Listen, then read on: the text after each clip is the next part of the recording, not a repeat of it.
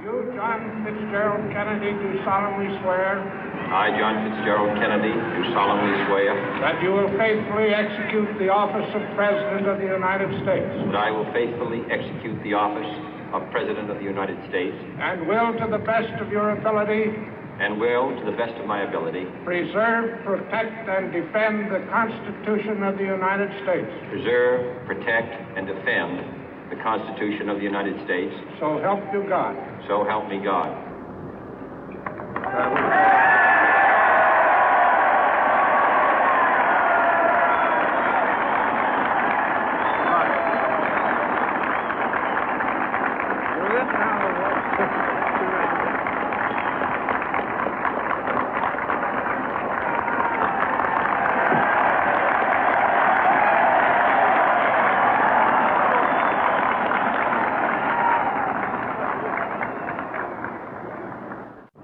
Vice President Johnson, Mr. Speaker, Mr. Chief Justice, President Eisenhower, Vice President Nixon, President Truman, Reverend clergy, fellow citizens.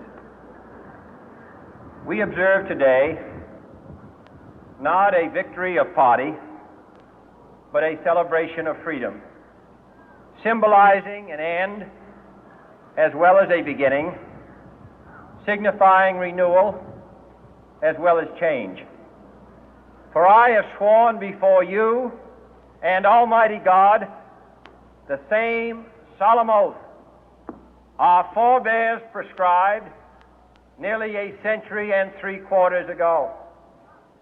The world is very different now, for man holds in his mortal hands the power to abolish all forms of human poverty and all forms of human life.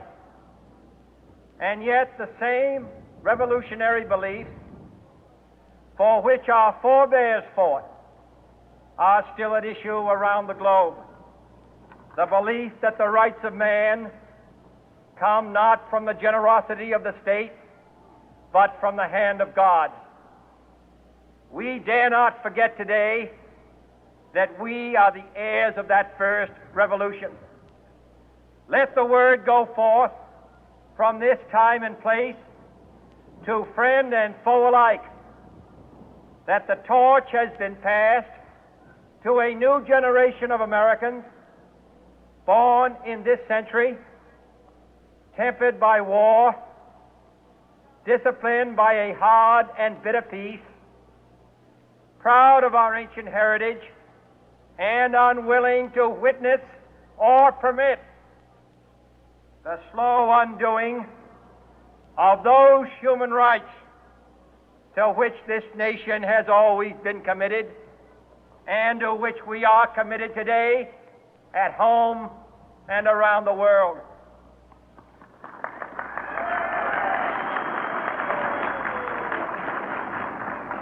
Let every nation know, whether it wishes us well or ill, that we shall pay any price, bear any burden, meet any hardship, support any friend, oppose any foe to assure the survival and the success of liberty.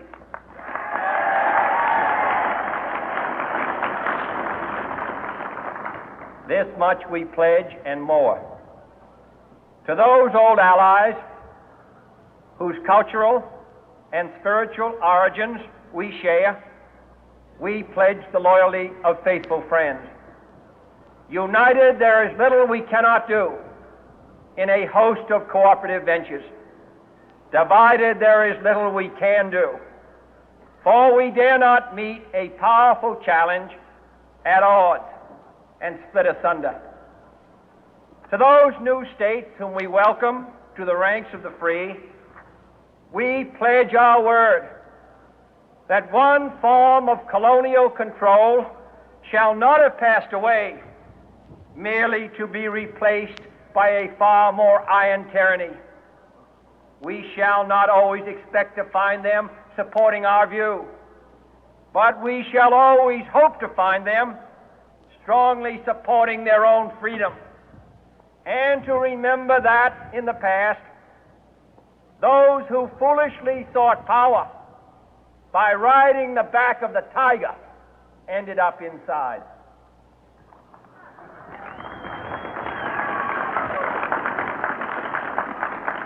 To those people in the huts and villages of half the globe struggling to break the bonds of mass misery, we pledge our best efforts to help them help themselves for whatever period is required, not because the communists may be doing it, not because we seek their votes, but because it is right. If a free society cannot help the many who are poor, it cannot save the few who are rich.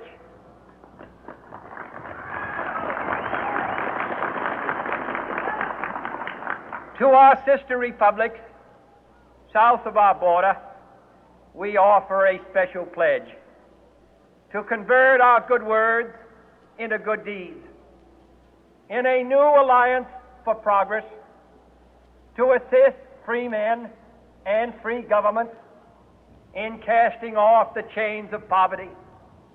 But this peaceful revolution of hope cannot become the prey of hostile powers. Let all our neighbors know that we shall join with them to oppose aggression or subversion anywhere in the Americas. And let every other power know that this hemisphere intends to remain the master of its own house.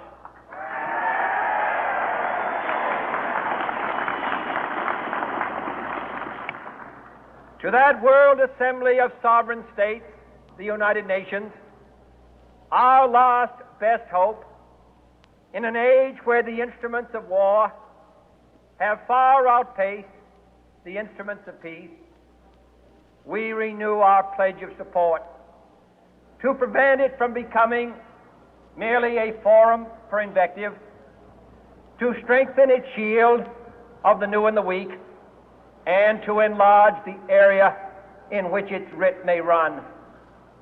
Finally, to those nations who would make themselves our adversary, we offer not a pledge, but a request that both sides begin anew the quest for peace. Before the dark powers of destruction, unleashed by science, engulf all humanity in planned or accidental self-destruction, we dare not tempt them with weakness, for only when our arms are sufficient beyond doubt can we be certain beyond doubt that they will never be employed. But neither can two great and powerful groups of nations take comfort from our present course, both sides overburdened by the cost of modern weapons, both rightly alarmed by the steady spread of the deadly atom, yet both racing to alter that uncertain balance of terror that stays the hand of mankind's final war. So let us begin anew, remembering on both sides that civility is not a sign of weakness, and sincerity is always subject to proof. Let us never negotiate out of fear, but let us never fear to negotiate.